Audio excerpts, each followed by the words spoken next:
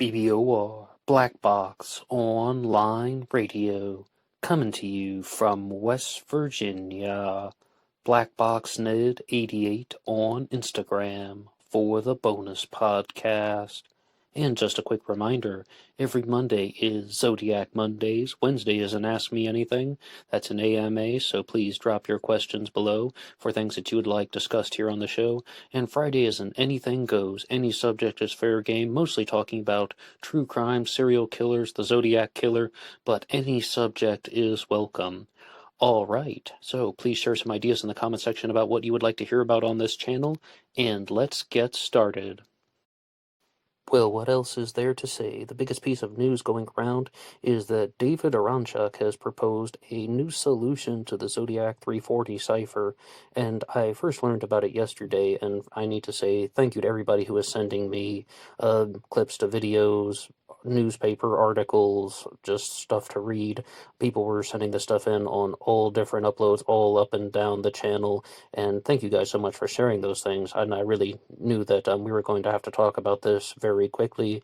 We have to do a sort of special report here on Black Box Online Radio to talk about a new solution to the Zodiac 340 Cipher. And even yesterday, just like when I was eating dinner and out taking a walk, I was like, wow, this really is something monumental. If indeed this solution that has been proposed by David and his team is correct, then, I mean, it's a major breakthrough in the Zodiac Killer mystery. It would also go against a lot of the claims that skeptical individuals have made over the years, saying that the Zodiac ciphers contain no precise meanings other than the 408, of course, minus the final line of coded text.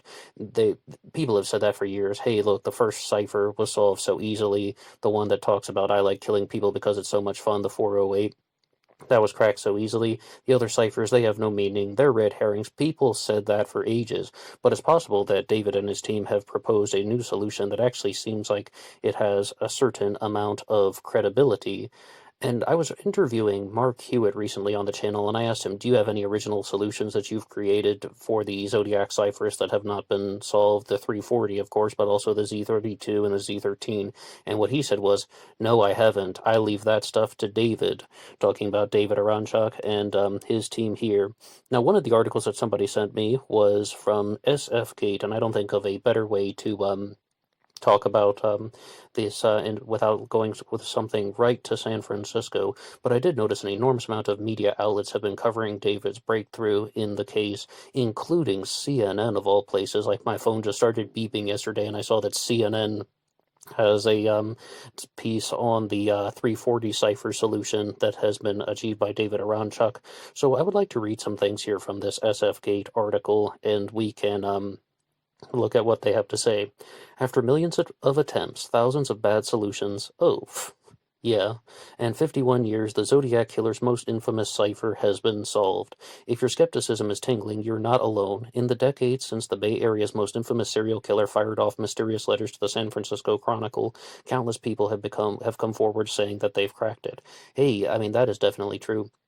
Even I did a video about 3 weeks ago talking about how I was giving my own original possible solution to the Zodiac 340 when I was trying to convince everybody that it's not actually a cipher or a cryptogram. Instead, it's a personalized story. And somebody wrote in as a response to that saying, Ned, from any type of could I say cryptological? Any type of cryptological standpoint, that is just not viable. Just to say that this is a personalized story, and that was the whole stance. Though it's not a real cryptogram, it is a story that has been written in such a personalized way that you would only be able to figure it out if the writer was sitting down with you. But I would like to keep going with this article here that is going to talk about. But the solutions were all a little off and almost always required some illogical gymnastics. That is true. Like ignoring whole chunks or admitting certain inconvenient characters. Not exactly. I mean, there's several solutions to the 340 that I've seen that have actually, I guess they definitely don't omit things and they don't provide illogical answers. Instead, I would say that the end result is not, very satisfying because people have their own doubts and they have their own concerns. And there's a very important one that I would like to talk about.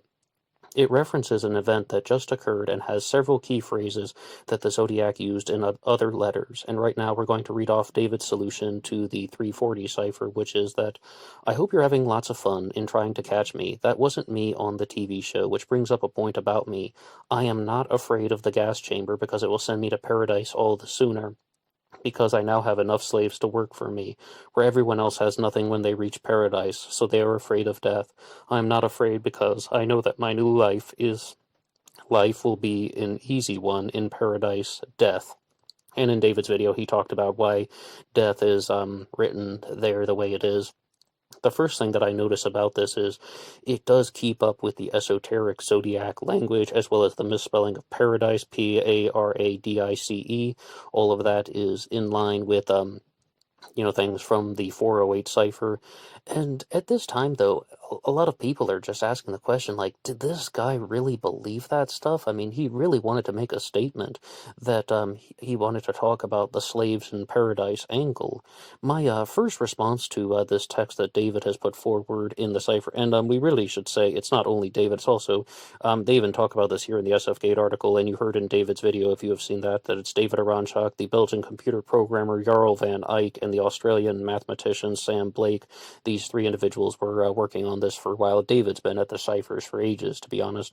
And in addition to the esoteric language, it's also keeps up with certain misspellings, and it references the appearance on the TV show, which was almost certainly not the Zodiac Killer. I mean, almost all parties believe that that voice that called into that television show, the Jim Dunbar show, and talking to Melvin Belli as well, was not the Zodiac Killer. And if this is indeed the correct solution to the 340 cipher, then that would just further cement that statement. But the other thing that I notice about this point here is that it is horribly unsatisfying. It is horribly incorrect or inappropriate. It's doesn't give us anything at all. You don't learn anything about the killer's identity. You don't learn anything about the Zodiac's true personality. This is just another, well, there really isn't any value in this at all, other than a few things that we can say, particularly about the discussions of slaves in paradise. But that's one claim that I've talked about very frequently on this channel. Even when I put up my own proposed solution to the 340 cipher, I certainly didn't have anything about personal identity in there. I mean, I certainly didn't have any name that I could pull out, and I didn't believe that there was any name that you could pull out. Why? Because let's say, for example, that somebody cracked this in 1969 or 1970 or 1971 or any time within the last 51 years, and the person who was who wrote this or who designed this or had any involvement with the murders was still alive, well, if they figured out who it is, if it just says my name is Arthur Lee Allen or my name is Richard Gaikowski, then they would go to jail. I mean, that would just be like something that would be rather obvious. I mean, I didn't believe that the person actually put in their name or any type of true marker that would connect them to the Zodiac Killer mystery. I'd expected that it was going to reveal a little bit more information, and in all reality, you don't really see anything here that sheds any light at all about who the person could be.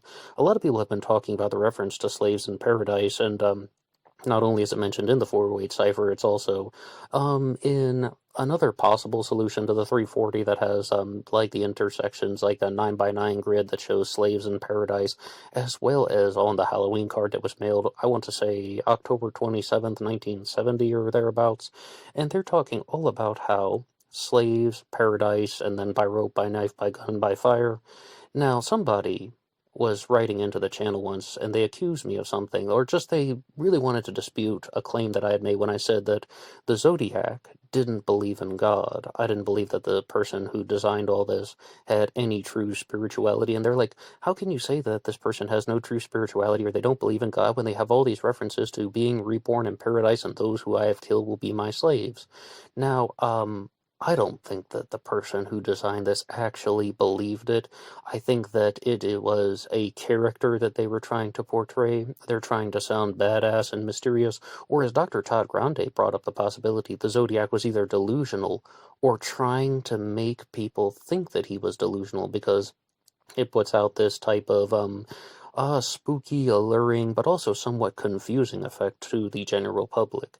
But in terms of disputing David's solution to the 340 cipher, I'm really not going to give an enormous amount of pushback because I think that it has, as we said, all of these major things that are consistent with the Zodiac Killer mystery, down to the misspelling, spelling paradise, Paradice, and it's definitely the strongest solution that I've seen put forward, even better than the one that I mentioned, and you can see that in the video that we did talking about how the 340 cipher was cracked, and yes, I do realize that David's solution was better than mine.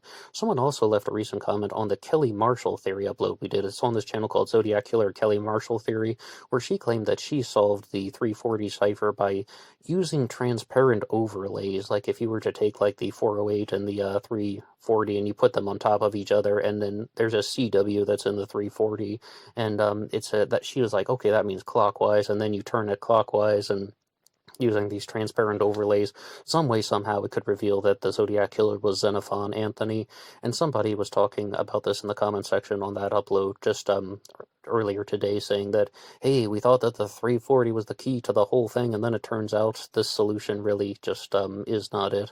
But if you would like to see Kelly Marshall's documentary, it is called Zodiac Rush to Editor, looking at that possibility. However, I really have to insist, I do not believe that the Zodiac Killer or the person designing all this, because we could still be dealing with group murder theory combinations, would have included their identity even in that way. And somebody like wrote in about how that I think it was Walter Sobchak who was saying that he gave Xenophon Anthony a 0 out of 10 in terms of likelihood of being the Zodiac Killer, but Kelly Marshall's effort gets a 10 out of 10. And this is what I think the SF Gate article was talking about when they're saying that other people really just have to use these type of far out ways of thinking to try and solve the 340 cipher. Kelly Marshall's theory doesn't necessarily omit things, instead it's using a different pathway to try and obtain the information. But the problem is it's so far out, and it's almost far-fetched, to be honest, whereas this solution that has been put forward by David and the guys, I mean, this sounds like the stuff that the Zodiac talked about in the letters. This sounds like the stuff that the Zodiac mentioned in the 408 cipher and on the Halloween card. This really appears that it has a certain sense of value. I'm always going to leave it on the table that there could be something else that is missing. There could be something that is not exactly hidden from this, but it also, there could just be a little bit more to it. Maybe there's another way that you could rearrange certain symbols that would give you a new piece of information based on how intricate the 340 is. Another claim, though, where I have to admit that I was wrong about, was when people were saying that the Zodiac wrote the 408 cipher, right, and that was solved very easily. Don Hardin and his wife, as well as the code breakers at the FBI, apparently did solve that one. I'd cite the myth of the Zodiac Killer for that. When they did solve it, they just didn't go public with it. Then Don Hardin and his wife solved the 408 cipher, his wife Betty, and what they did was they saw that it was actually just a simple substitution cipher, but it was written in 3 parts. And I think it's the part that was mailed to the Vallejo Times-Herald that had to be put first. There were 3 parts that were mailed, one to the Vallejo Times-Herald, one to the San Francisco Examiner, and one to the San Francisco Chronicle, of course. And what they had to do was just put them in the right order first. Then they could figure out, okay, this is how that it's written. I like killing people because it's so much fun. It's more fun than hunting wild game in the forest. And then the host of misspellings were all included in that. So I just thought that, well, I should say that the claim is that people are like, okay, the first cipher was solved so easily, the Zodiac then wanted to create a more difficult and more challenging cipher that people would not solve so easily. The reason why I never believed that was I thought that these things were all planned strategically. These things were all designed strategically. I thought that before 1968, the person who put this into motion would have known exactly what cipher is going out at what date. The person knew exactly what was going to be included in all of these. But it appears if this solution is indeed correct, then the person who would have sent this in would have had to have known about the Jim Dunbar television show, so that it's exactly what other people were saying. They were right and I was wrong, that the person composed the 408 cipher, and then they thought that that one was too easy, so they wanted to make something a little bit more difficult and more challenging. Now, I mean, there's a reason why this cipher was unsolved for 51 plus years. I mean, it's almost 52 years since the time of the first murder, but definitely 51 years just passed since the mailing of the 340 cipher in November. of 1969. And when you looked at the way that David unsolved this by using that backwards diagonal method, and also some words were written in reverse and they needed to be put from right to left, using that type of thinking, that's a very difficult thing to solve. And this is another reason why I think that there could be a certain sense of validity to David's claim that this is the solution to the 340 cipher. It's not just the esoteric language and the references to slaves in paradise. Instead, it is also showing that it is so intricate and complicated enough that people would it's a kind of solution that maybe it would take somebody 51 years to figure out, because if it were just a simple substitution cipher, I would dismiss it. If someone's like, oh, well, actually, you needed to start with this word and then that'll give you all the things. I never once believed that the 340 was a simple substitution cipher. If it were, it would have been solved a long time ago. But based on, like, once they're using the diagonals and the reverse letters, I mean, I think that is definitely there definitely is a certain amount of credibility to that. And I would like to read something else from the SF Gate article. On December 3rd, the men had their first breakthrough by breaking the cipher into 3 chunks and reading the characters diagonally like a word search puzzle. They started to see phrases like trying to catch me in the gas chamber. As far as breaking things into 3 chunks, that is another classic Zodiac move. Think about what we just said about how 3 parts of the cipher were mailed to the SF Examiner, the San Francisco Chronicle, and the Vallejo Times-Herald, another classic Zodiac move. As they continued to solve, however, words started to jumble. Oranchak, Van Eyck realized that Zodiac had made a mistake while constructing his complex cipher. Once they shifted a character over, the misspellings cleared up, and the cipher worked. Now, I'm not even 100% convinced that would be a mistake based on how frequently the Zodiac did these things, and how frequently the Zodiac inserted misspellings. And it's possible in the 408 cipher, it says like all the blank, like there's just like a word that has been left out. And I mean, it's possible that that could be intentional, and it's also possible that the person who did put this into effect did indeed make a mistake. But when you look at some theories about how the ciphers were composed and how methodical they could be, or just some things with the letters, like there's this one theory out there that when the person was writing the Zodiac Killer letters, that he would have turned the page upside down just to write one single letter upside down so it would disguise his handwriting. I mean, I don't have that type of patience. That's almost some superhuman patience.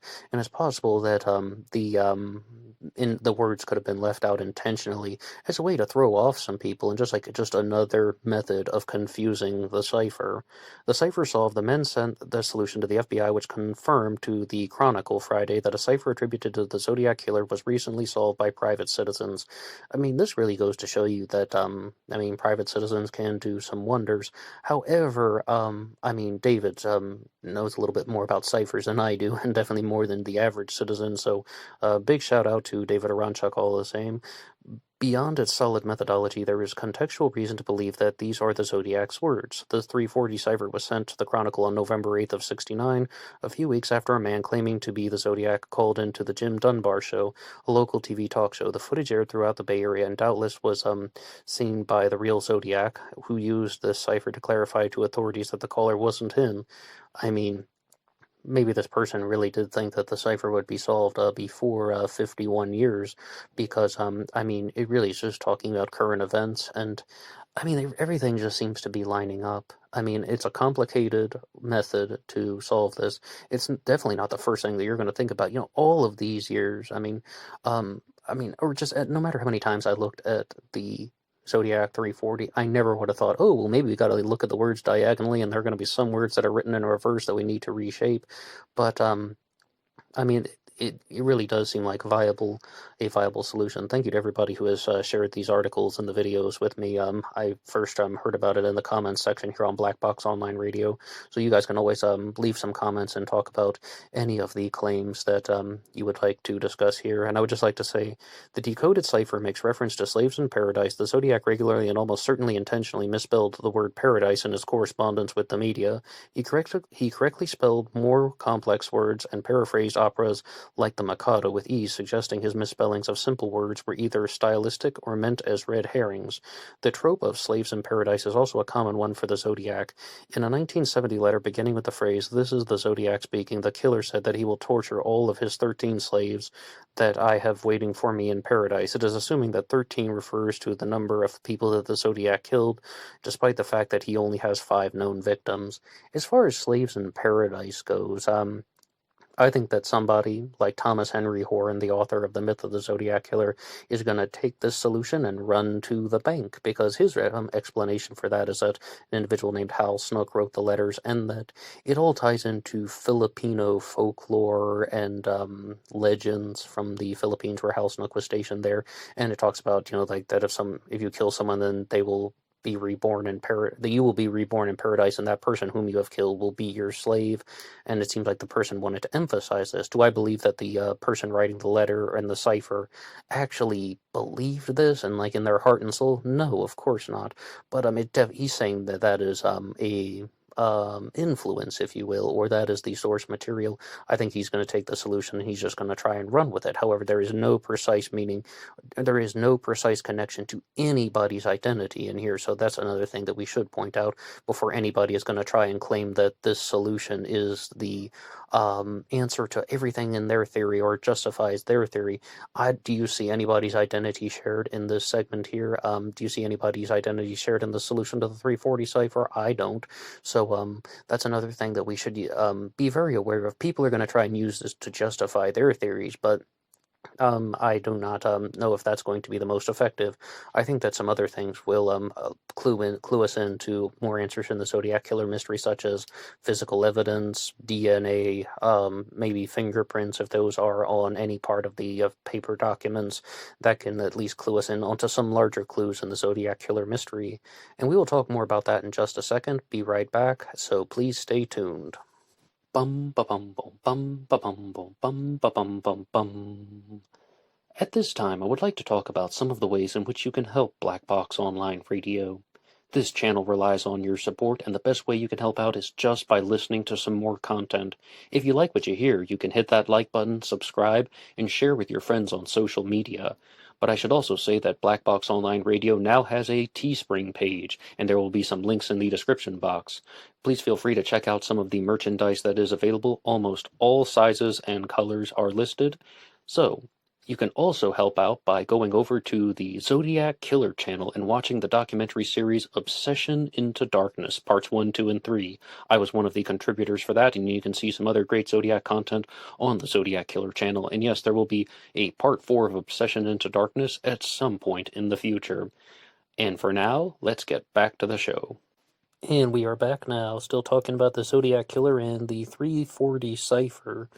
One of the reasons why a lot of people believe that David's solution is a little bit more credible is it doesn't identify a specific suspect, and even in addition to everything that we have said, people can then use this to expand upon their own Zodiac Killer theory. They can simply take the real set of events that happened, such as the Jim Dunbar show, or perhaps the connections, as we said, to some previous material, and then they're going to be reworking it into their own Zodiac theory, because like many things in the Zodiac Killer mystery, not a whole lot of precise information going on.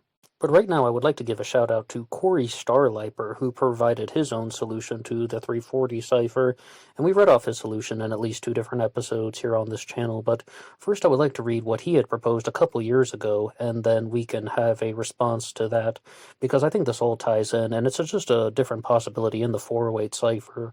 What Corey Starliper came up with was kill self, Dr. Help, kill myself, gas chamber, AR day, questionable everything, waking moment, I'm alive, my pride lost, I can't go on living this way, people killed, so many people, can't help myself, so angry, I could do my thing, I'm alone in this world, my whole life full o' lies, I'm unable to stop, by the time you saw this I will have killed 11 people, please help me stop killing people, please, my name is Lee Allen. And that is his solution. And if you think about the statements that we just made, one of the biggest reasons why I did not believe that this was the accurate solution to the 340 cipher is because, well, he identified Lee Allen as the Zodiac killer suspect, and I personally don't believe that Arthur Lee Allen was the Zodiac killer. I tend to definitely go more on the side of the fingerprints and the side palm print that they had from the letters to indicate that he did not write them. The DNA evidence is a little bit questionable because one thing that I do have to confess I learned from Tom Voigt was that it's touch DNA that is found from around the stamp, but a lot of people expect that there must be some way to extract new forms of DNA, maybe from the actual paper that the letters were written on. Maybe there'll be some new technology in the future that can get DNA from a very small sample. But if you heard a particular word there that actually tipped off David Oranchak, gas chamber. Giving a shout out to Corey Starliper for, I mean, even if his solution isn't 100% correct, he picked up on something related to gas chamber, which seems to be very critical in identifying the solution to the 340 cipher. It was actually because of the Corey Starliber solution that I learned about David Oranchak, because he has Oranchak.com, and like, just to read what David has written here, his solution is a hoax. The plain text message above was created not by detecting patterns in Caesar shift values, but by inserting arbitrary words into the solution and then using arbitrary values. So I guess you can kind of get the meaning from that. He fudged it, and the only way that he could have done it is if he had fudged it. But that was how I first learned about David and that he worked with the ciphers, because of reading these articles about Corey Starliper. And this happened several years ago. I mean, Zodiac Killer Facts has an article from 2011 talking about Corey Starliper's solution to the 340.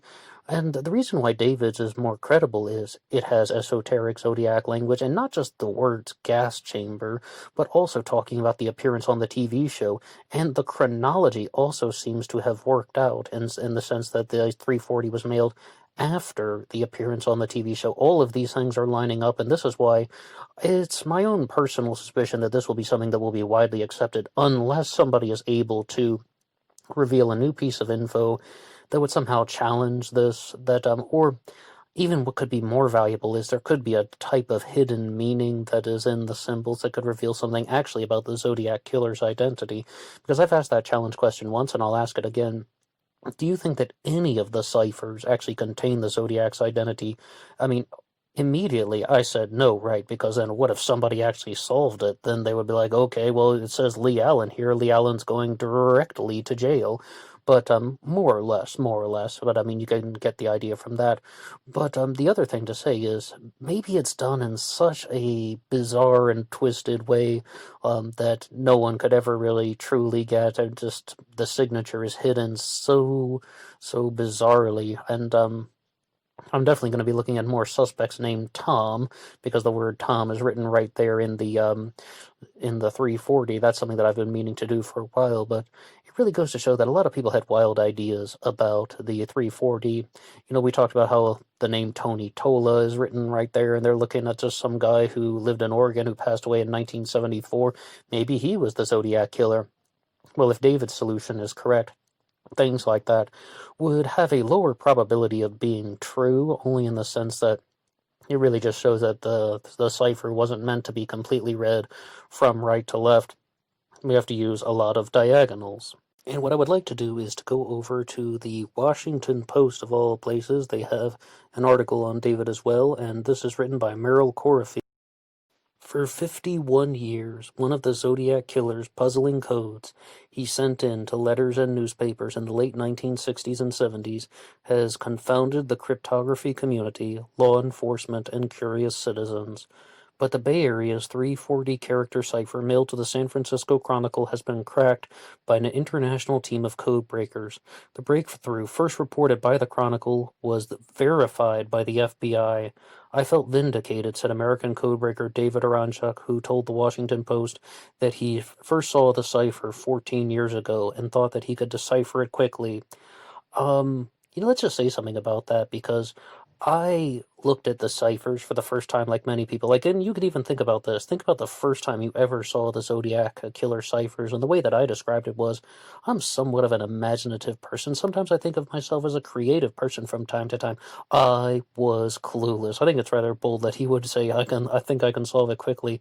I had no clue even how to begin with some of these things, and of course I messed around a little bit and I saw that, oh hey, there's like a word that looks like her and there's a word that looks like God, and you can see the zodiac at the bottom, and that's why I composed the idea that it wasn't exactly a cipher, but it was a personalized story.